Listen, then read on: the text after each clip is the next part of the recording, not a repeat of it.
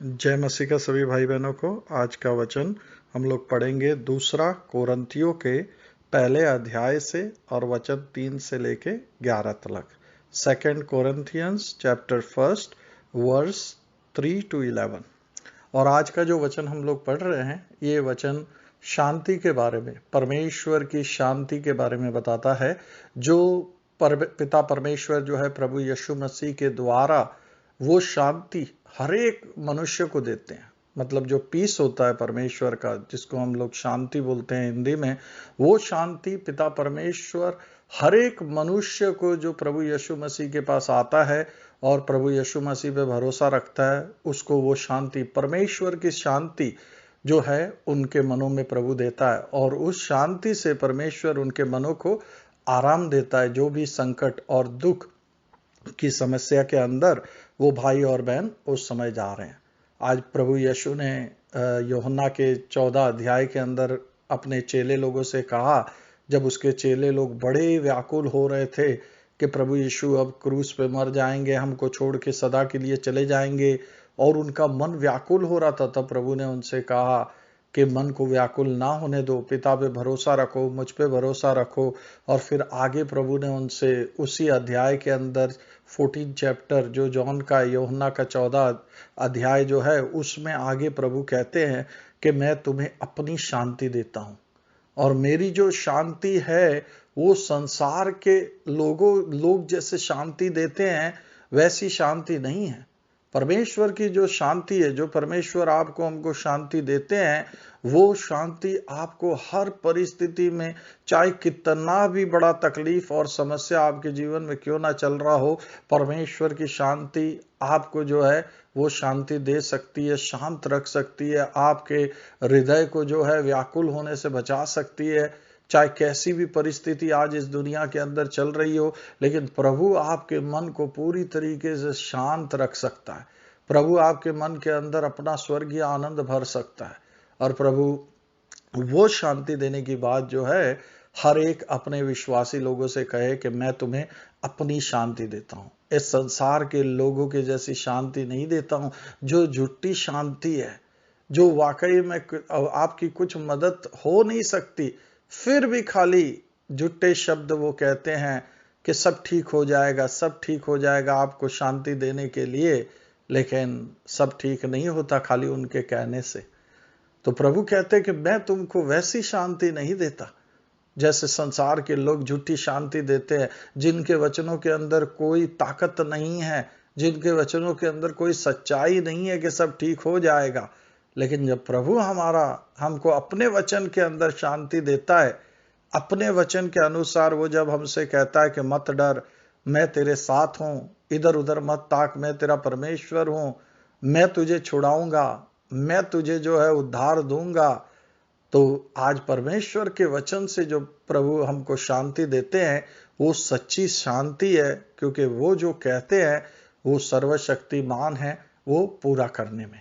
तो आज इस सच्चाई को जाने कि जो हर एक मनुष्य के मन में जो सच्ची शांति है, उसका स्रोत जो है, सोर्स जो है, जिससे वो असली शांति आपको मन को मिल सकती है, वो प्रभु यीशु है। प्रभु यीशु ही उसका सोर्स है, स्रोत है, उसी के अंदर से वो आती है। और आज परमेश्वर वो शांति हर एक मनुष्य को देना चाहता है। आज जब इंसान ने पाप किया तो उनका परमेश्वर के साथ जब रिश्ता टूट गया, तो उनकी परमेश्वर के साथ शांति नहीं थी, और परमेश्वर के वो लोग बैरी थे, दुश्मन थे, एनिमीज थे। और प्रभु यीशु ने जो है आकर क्रूस पर मर के आप और हमारे पापों के लिए लहू बहाया, और उनके अंदर विश्वास के द्वारा हमारी परमेश्वर के साथ शांति हो गई। तो ये जो शांति नहीं थी परमेश्वर के साथ, वो प्रभु यीशु के द्वारा शांति हो गई। और बाकी भी चीजों में, चाहे किसी भी प्रकार की समस्या हो, चाहे फाइनेंशियल प्रॉब्लम हो, आपका आर्थिक परिस्थिति खराब हो, चाहे आपके जीवन में आपकी फैमिली लाइफ के अंदर प्रॉब्लम हो, हस्बैंड वाइफ में, या आपके लाइफ के अंदर चाहे कोई बीमारी हो, या और किसी भी प्रकार का डर भय हो, तो प्रभु आपको शांति दे सकता है। आज वो स्रोत है, उसके पास आओ, और जैसा उसने वादा किया है वो आपके मनों को जो है ऐसा शांति देगा जो आपके समझ से परे है, आपको समझ में भी नहीं आएगा कि शांति कहाँ से आ रहा है। तो सिर्फ प्रभु के पास आना है, वो आपको देने के लिए तैयार है, उसका मुंह देखना है। और भजन सरिता के अंदर लिखते हैं कि जब मैं भयभीत हुआ तो मैंने प्रभु को ढूंढा, मतलब मैं प्रभु के पास आया और प्रभु ने मुझे निर्भय कर दिया, प्रभु ने मेरे मन को शांत कर दिया। ऐसे कितनी बार मेरे जीवन में भी हुआ जब चिंताएं मेरे को खा रही थी और मैं प्रभु के मुंह को देखा, प्रभु के पास आया, प्रभु से प्रार्थना की कि प्रभु तूने वायदा किया अपने वचन में कि तू मुझे शांति देगा, अपनी शांति देगा जो मेरे समझ से परे है। प्रभु मेरा मन व्याकुल हो रहा है और प्रभु ने तुरंत ही कुछ मिनटों में, कुछ घंटों में जो मेरे मन को एकदम, जो मेरे मन के अंदर तूफान, जो समंदर का तूफान के जैसा लहरें चल रही थी, विचार चल रहे थे, चिंताएं खा रही थी, प्रभु ने जो है वो शांति दे दी। आज हम लोग ये जो दूसरा कोरिन्थियों का पहला अध्याय जो पढ़ रहे हैं, इसके अंदर पौलुस लिख रहा है कोरिन्थियों के लोगों को, और प्रभु ये बता रहा है आज कि परमेश्वर हमारे मन को जो शांति देता है उसमें भी प्रभु का जो है योजना है, प्रभु का प्लान है, उसके अंदर भी प्रभु जो है का कुछ पर्पस है, कल्पना है, कुछ मकसद है वो शांति देने का। और यहाँ पर तीसरा वचन कहता है, हमारे प्रभु यीशु मसीह के परमेश्वर और पिता का धन्यवाद हो, जो दया का पिता और सब प्रकार की शांति का परमेश्वर है। जो दया का पिता है, जो दयालु है, बड़ा कृपालु है। आप जब उसके पास आओगे तो वो दया से इतना भरा हुआ है कि आपको गले लगा लेगा, और वही हर प्रकार की शांति का परमेश्वर है। सब प्रकार की शांति का स्रोत वही है, सोर्स वही है, उसी से आपको और हमको जो है शांति मिल सकती है। आदमी को जो सबसे बड़ा डर लगता है इस संसार के अंदर वो है मृत्यु का डर, कि मैं मर जाऊंगा, ये हो जाएगा, वो हो जाएगा। लेकिन इस मृत्यु के भय के अंदर भी जो है शांति का परमेश्वर आपको और हमको शांति देता है कि प्रभु यीशु मसीह में अब हमको मरने का डर नहीं सताना चाहिए, क्योंकि आप और हम लोग जो प्रभु यीशु मसीह में कभी नहीं मरेंगे। जैसे कपड़े बदलते वैसे ये शरीर बदल के दूसरे जो महिमा वाला शरीर है परमेश्वर ने जो आप और हम लोगों के लिए तैयार किया है, उस शरीर के अंदर आप और हम प्रवेश कर लेंगे। तो मृत्यु का जो डंक था, जो लोगों को भयभीत करता था, वो यीशु मसीह ने जो है अपने ऊपर लेके उसको खत्म कर दिया। तो आज परमेश्वर ने हर विश्वासी मसीह भाई बहन को मृत्यु के भय और अशांति से भी जो है शांति दी है। तो यहां पर ये बात को नोट करें आप ऊपर कि सब प्रकार की शांति का परमेश्वर है वो। ये परमेश्वर के वचन के अंदर लिखा है, सब प्रकार की, कोई बात नहीं, कैसी भी समस्या हो, कैसा भी प्रॉब्लम हो, सब प्रकार की शांति का परमेश्वर है वो। उसके लिए कोई चीज कठिन नहीं है, कोई चीज असंभव नहीं है। चौथा वचन कहता है कि वह हमारे सब कलेशों में शांति देता है। अब ये वायदा है, पहली बात तो कि वो सब प्रकार के जो शांति का परमेश्वर है, अब उसके पास हर प्रकार की शांति देने का बल है। अब कहते हैं ये वायदा है कि वो हमारे सब कलेशों के अंदर शांति देता है। ये परमेश्वर का प्रॉमिस है, ये परमेश्वर का वायदा है आप और हम लोगों के लिए कि हर प्रकार के कलेशों के अंदर प्रभु शांति देता है। और यदि परमेश्वर के वचन के अनुसार आप जब प्रार्थना करते हैं प्रभु से, तो खाली ना जाइए प्रार्थना में, परमेश्वर के वचन के अंदर परमेश्वर के वायदे को लेके जाइए और प्रार्थना करिए कि प्रभु आप शांति के परमेश्वर है, सभी प्रकार के शांति के परमेश्वर है, और आपने वायदा किया है प्रभु जी, प्रॉमिस किया है कि आप हमारे को हर कलेश के अंदर शांति देंगे, और आप देते हैं। और आगे लिखा है, ताकि हम जब शांति के कारण जो परमेश्वर हमें देता है उन्हें भी शांति दे सके जो किसी प्रकार के कलेश में हो। आज मैं जो आपको कह रहा था कि परमेश्वर आपको और हमको हमारे कलेशों में शांति क्यों देता है, इसलिए देता है कि हम जो परमेश्वर से शांति पाए हैं, उद्धार पाए हैं, आप और हमारे जीवन में जब कलेश आए, तकलीफ आए और परमेश्वर ने आप और हम लोगों को शांति दी और आप और हम लोगों के जीवन का उद्धार किया, उस प्रॉब्लम से प्रभु ने हमें बाहर निकाला, तो आज आप और हम लोग जो है प्रभु के हाथ में उपयोगी आ सके कि जो भाई बहन इस दुनिया के अंदर कलेशों में है, तकलीफों में है, प्रॉब्लम में है, आप और हम लोग जो परमेश्वर से शांति पाए और उद्धार पाए हैं, आप और हम लोग जाके जो है दूसरे लोगों को भी शांति दे सके, दूसरे लोगों को भी बता सके कि भाई कोई परमेश्वर है जो आपके कलेशों में आपको शांति दे सकता है, क्योंकि मेरे कलेशों में, मेरे प्रॉब्लम के अंदर उसने मुझे शांति दी है। आज मेरे को मेरे प्रॉब्लम के अंदर उद्धार दिया है, आपके प्रॉब्लम के अंदर वो आपको उद्धार दे सकता है। कई भाई बहन जो है डिप्रेशन की तकलीफ से गुजर रहे थे, उनके जीवन के अंदर प्रभु ने उद्धार दिया और शांति दी कि आज वो लोग दूसरे जो डिप्रेशन के लोग जा रहे हैं उनको मदद कर सकते हैं। आज मैं था, मेरे फाइनेंशियल प्रॉब्लम थी जिसमें पूरा बर्बाद हुएला था और प्रभु ने मुझे शांति दी और प्रभु ने मुझे वहां से बाहर निकाला। आज मैं दूसरे जो फाइनेंशियल प्रॉब्लम में जा रहे हैं उन लोगों को शांति दे सकता हूं और बता सकता हूं कि प्रभु सब ठीक कर देगा, क्योंकि उसने मेरे जीवन में भी किया है। तो इस प्रकार से परमेश्वर जो शांति का प्रभु है वो आपको शांति देता है आपके कलेशों में, ताकि आप भी जो है दूसरों को शांति दे सको। परमेश्वर की वो शांति जो आपको मिली है उससे दूसरों को भी शांति दे सको जो मुसीबत और कलेशों के अंदर है। आज हमारी परमेश्वर के साथ शांति हो गई प्रभु यीशु मसीह के द्वारा, इसीलिए तो हम लोग जाके सुख समाचार का प्रचार करते हैं और दूसरे लोगों की भी शांति जो है परमेश्वर के साथ कराने के लिए हम उन्हें कहते हैं कि प्रभु यीशु मसीह के पास आके झटपट पिता के साथ अपनी शांति कर लो, पिता के बैरी बन के आप अपना जीवन ना बिताओ। तो इसी प्रकार से जो लोग शांति पाए हैं परमेश्वर से, वही लोग परमेश्वर की शांति जो है दूसरों को दे सकते हैं। ये मकसद है परमेश्वर का, ये प्लानिंग है, पर्पस है, योजना है प्रभु का कि प्रभु आपको उपयोग करना चाहता है दूसरों के जीवन के अंदर शांति देने में। तो अगला वचन कहता है, क्योंकि जैसा मसीह के दुख में दुख को अधिक होते हैं वैसे ही हमारी शांति भी मसीह में अधिक होती है। मतलब यहाँ प्रभु क्या कहना चाहते हैं? प्रभु ये कहना चाहते हैं कि जब मसीह के अंदर हमारे को दुख पड़ता है और हमारे दुख बहुत होते हैं तो हमारे को परमेश्वर से शांति भी बहुत मिलती है।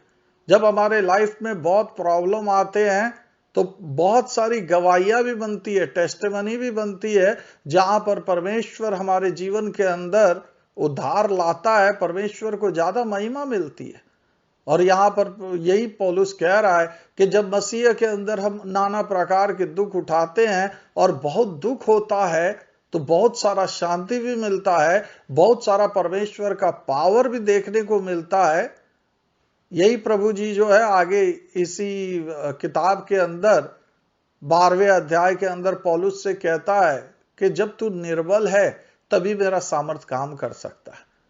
मतलब हमारी मुसीबत में और दुखों में और तकलीफ में ही हमको जो है परमेश्वर की शक्ति और पावर को देखने को मिलता है। तो यहाँ पर पौलुस आज हमसे कह रहा है कि आप चिंता ना करो, दुखी ना हो। जब आपको बहुत दुख पड़ रहे हैं तो ज्यादा शांति भी मिलेगी।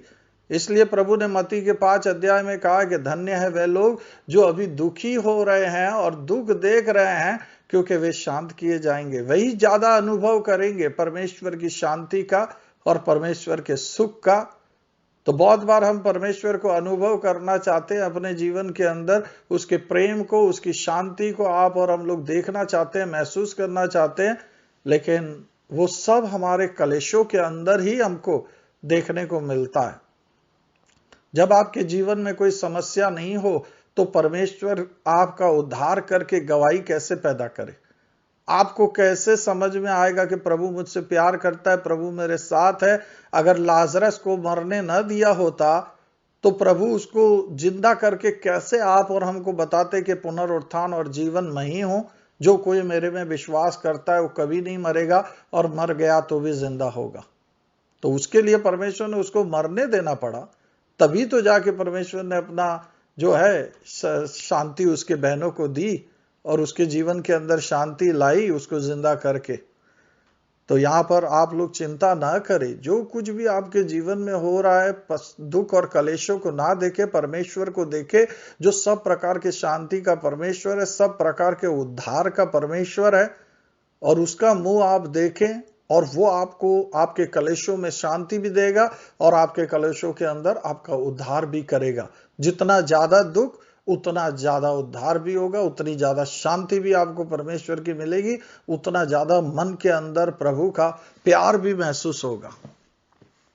यहाँ पे अगला वचन कहता है 6, यदि हम कलेश पाते हैं तो यह तुम्हारी शांति और उद्धार के लिए, और यदि शांति पाते हैं तो यह भी तुम्हारी शांति के लिए, जिसके प्रभाव से तुम धीरज के साथ उन कलेशों को सह लेते हो जिन्हें हम भी सहते हैं।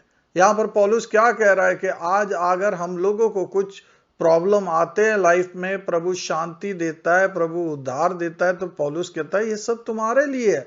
मतलब इसका फायदा दूसरे लोगों को ज्यादा मिलता है कि आप और हम लोग जो है दूसरे लोगों को फिर शांति दे सकते हैं। आप और हमारे जीवन की गवाही जो है वो दूसरे लोगों के जीवन के अंदर भी मदद कर सकती है, उनके कलेशों में, उनको धीरज रखने में, जब तक प्रभु से उनके जीवन के अंदर भी जो है शांति और उद्धार पूरी तरीके से नहीं आ जाता। तो परमेश्वर कहता है कि मैंने तुम्हें चुना है और मेरे पास तुम्हारे लिए कल्पनाएं हैं, मतलब प्लान्स है, और ये कोई हानि के नहीं है। परमेश्वर आप लोगों की हानि नहीं चाहता है, पर परमेश्वर आपको महिमा देगा, शांति देगा, उद्धार देगा और अपनी महिमा करेगा आपके जीवन के द्वारा। तो कलेश आए, प्रॉब्लम आए तो डरे नहीं, प्रभु आपके साथ है। 7वां वचन कहता है, और हमारी आशा तुम्हारे विषय में दृढ़ है, क्योंकि हम जानते हैं कि तुम जैसा दुखों में वैसे ही शांति में भी सहभागी हो। मतलब पौलुस कह रहा है कि तुम्हारे जीवन में अभी जो दुख है, कलेश है, परेशानी है, इसके अंदर हम लोग जो है पूरा, हम लोगों को हियाव है, भरोसा है कि प्रभु तुमको जो है शांति देगा और तुम्हारा उद्धार होगा। हम तुम्हारे विषय में जो है पूरा हियाव रखते हैं, मन में फुल कॉन्फिडेंट है, पूरा हमको भरोसा है। क्यों? क्योंकि हमने अनुभव किया है वही चीज, और हमको पता है कि प्रभु तुमको छोड़ेगा नहीं, प्रभु तुमको शांति देगा, प्रभु तुम्हारा भला करेगा, उद्धार करेगा। इसलिए हम लोग फुल कॉन्फिडेंट है, तुम्हारे विषय में पूरा हमको भरोसा है, और हम इसलिए तुम लोगों को जो है तुम्हारे लिए निश्चिंत है, ज्यादा चिंता नहीं करते। हमको पता है परमेश्वर आपके साथ है, आपकी मदद के लिए है, और वो आपका मदद जरूर करेगा। अगला वचन कहता है 8वां, हे भाइयों, हम नहीं चाहते कि तुम हमारे इस कलेश से अनजान रहो जो आसिया में हम पर पड़ा, कि ऐसे भारी बोझ से दब गए थे जो हमारी सामर्थ के बाहर था, यहाँ तक कि हम जीवन से भी हाथ धो बैठे थे। अभी यहाँ पौलुस बता रहा है कि ये कलेश जो है हमारे जीवन के अंदर क्यों आता है, या परमेश्वर क्यों हम लोगों के जीवन के अंदर कलेश को आने देते हैं।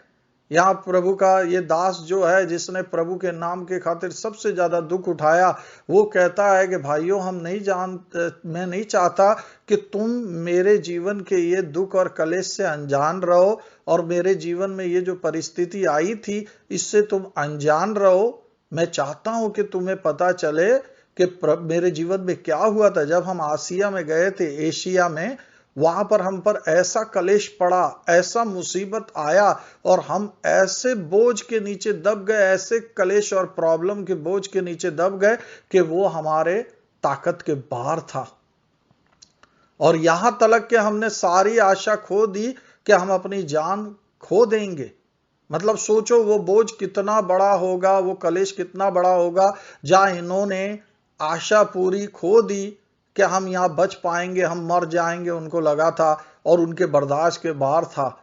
लेकिन ऐसा बोझ, ऐसा कलेश भी प्रभु ने क्यों आने दिया, यहां पर आगे वो बताता है, वरन हमने अपने मन में समझ लिया था कि हम पर मृत्यु की आज्ञा हो चुकी है, कि हम अपना भरोसा न रखें, वरन परमेश्वर का जो मरे हुओं में से जिलाता है। यहां पर पौलुस बता रहा है कि हमारे ऊपर इतना बड़ा संकट और समस्या परमेश्वर ने क्यों आने दिया। यहां तक कि इतना बड़ा समस्या आया जैसे कि हम मर जाएंगे, और हमको ऐसा लगा जैसे परमेश्वर की इच्छा है कि परमेश्वर ने हमको मरने के लिए ही यहां लाया है, या परमेश्वर ने हमारे जीवन में ये बीमारी या ये जो भी तकलीफ है या कलेश है, प्रॉब्लम है, ये इसलिए आने दिया है ताकि मैं बर्बाद हो जाऊं, मैं खत्म हो जाऊं, मैं मर जाऊं। लेकिन पौलुस कहता है कि नहीं, उसका मकसद जो परमेश्वर का है वो नहीं है। परमेश्वर का मकसद क्या है? परमेश्वर का मकसद यह है कि आप और हम लोग जब कलेशों के अंदर भी हो, तो आप और हमारा भरोसा जो है ना, अपने पे ना हो, अपनी ताकत पे ना हो। इस संसार के अंदर, आज इस महामारी के अंदर भी परमेश्वर भलाई सोच रहा है मनुष्य की। जो मनुष्य परमेश्वर को जो है इनकार करके उससे दूर चले गए, और आज उनका भरोसा डॉक्टर पे ज्यादा है, हॉस्पिटल पे ज्यादा है, अपने धन पे ज्यादा है। अब आप बताओ मेरे को कि इस महामारी के अंदर किसका धन उसको बचा सकता है और कौन सा डॉक्टर उसको बचा सकता है? तो परमेश्वर ने ऐसा संकट और कलेश इस दुनिया के ऊपर भी आने दिया ताकि मनुष्य का जो भरोसा है वो अपने ऊपर ना हो, और उनका भरोसा जो है प्रभु के ऊपर हो। वो प्रभु यीशु के पास आ जाए और प्रभु यीशु के ऊपर अपना भरोसा रखे। और आप और हम लोग भी जो इस संसार के अंदर है, इस महामारी के अंदर आप और हम लोग भी जो है अपना धन, अपना मेडिकल सिस्टम, अपने डॉक्टर और इन सब चीजों के ऊपर भरोसा ना रखें, पर अपना भरोसा प्रभु के ऊपर रखें। तो यहां पर पौलुस कहता है कि ऐसा कलेश, ऐसा दुख हमारे ऊपर पड़ा कि हमको लगा कि परमेश्वर ने आज्ञा दी है कि हम लोग मर जाएं यहां पर, और हमारे बर्दाश्त के बाहर था। लेकिन ये सब चीज इसलिए हुआ कि ताकि हम लोग परमेश्वर के ऊपर भरोसा रखें, उसके ऊपर निर्भर रहे। ये अभिमान है इंसान का कि इंसान अपनी ताकत के ऊपर भरोसा करना चाहता है और अपने ऊपर भरोसा रखना चाहता है, अपने बल पे। मैं अपनी ताकत से ये कर सकता हूं, मैं अपने पैसों से ये कर सकता हूं, मेरा ये नेता दोस्त है, मेरा वो पुलिस का बड़ा अधिकारी दोस्त है, मेरे ये बड़े बड़े मित्र है बहुत पैसे वाले, उनके ऊपर मैं भरोसा रख सकता हूं। लेकिन जहां ऐसी हालत खराब हो जाए पूरी दुनिया की कि कोई अच्छे से अच्छा मित्र पैसे वाला भी जो है उसका भी धंधा ठप पड़ा है, वो भी आपको मदद नहीं कर सकता। तो यहां पर प्रभु कहता है कि अपने वचन के अंदर कि भले आपको ऐसा लगता होगा कि ये दुख आया है जैसे कि बस परमेश्वर की इच्छा ही है कि मेरा सब बर्बाद हो जाए, लेकिन नहीं, परमेश्वर की इच्छा ये नहीं है कि आपका बर्बाद हो जाए सब। परमेश्वर की इच्छा ये है कि आपका भरोसा और किसी चीज पे ना हो, और आपका भरोसा जो है सिर्फ प्रभु पे हो, और प्रभु को मौका मिले कि वो आपके जीवन का उद्धार करे और आपको अपना बड़ा प्रेम बताए कि वो आपसे कितना प्यार करता है और आपका कितना ख्याल करता है, और आपको जो है वो सब चीजों में उद्धार देगा। तो यहां पर ये सब वचनों से सीखें कि जहां पर आपको लग रहा है कि मेरा बोझ बहुत बड़ा है, मेरी प्रॉब्लम बहुत बड़ी है, वहां पर आप प्रभु के मुंह देखें और प्रभु आपको कभी लज्जित नहीं होने देगा। उसके ऊपर निर्भर रहे, यीशु प्रभु के ऊपर। या 10वां वचन कहता है, उसी ने हमें ऐसी बड़ी मृत्यु से बचाया और बचाएगा, और उससे हमारी यह आशा है कि वह आगे भी बचाता रहेगा। देखो, अब प्रभु यीशु के बारे में पौलुस ने अपने जीवन में क्या अनुभव किया मुसीबत के समय। उसने ये अनुभव किया कि उसने हमें ऐसी बड़ी मृत्यु से बचाया, और अभी उसका भरोसा और मजबूत हो गया, और कह रहा है बचाएगा, और उससे हमारी यह आशा है कि आगे भी बचाता रहेगा। अब इसका विश्वास कितना बढ़ गया परमेश्वर के अंदर, इसका भरोसा कितना बढ़ गया, ये कितना मजबूत हो गया इसका विश्वास अंदर कि ये निर्भय हो गया आगे के जीवन के लिए, क्योंकि इसने परमेश्वर के इतने बड़े उद्धार को और बचाव को देखा कि परमेश्वर ने मुझे मृत्यु के मुंह से बचाया है।